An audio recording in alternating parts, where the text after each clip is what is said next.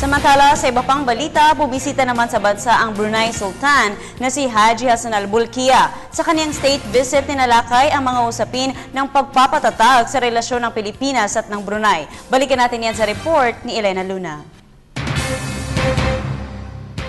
Si Brunei Sultan Haji Hassan Al Bolkiah ang mismong nagpalipad ng kanyang private plane nang dumating para sa 2 araw na state visit. Sa pangalawang araw ng kanyang pagbisita sa bansa, ginawa ng sultan ang tradisyon ng pag-aalay ng bulaklak sa monumento ng pambansang bayaning si Jose Rizal kasama si Manila Mayor Alfredo Lim. Mula Rizal Park sa Maynila, dumiretso ang sultan ng Brunei sa palasyo kung saan naghihintay sa kanya si Pangulong Aquino. Bilang pagsalubong, ipinagkaloob ni Pangulong Aquino sa kanya ang full military honors. Ito ang unang pagbisita ng leader ng Brunei sa Pilipinas sa Administrasyong Aquino. Taong 2009 nang huling bumisita si Sultan Bolkiah sa Pilipinas.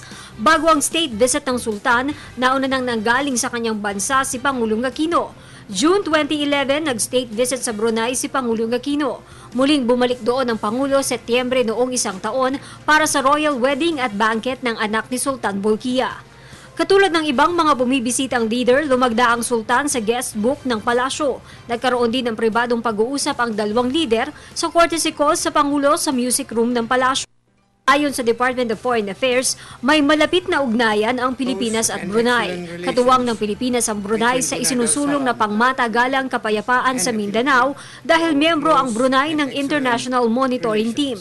Ang Brunei din ang nagsisilbing pangalawang tahanan na may 21,000 OFWs. Para sa Telebisyon ng Bayan, Elena Luna.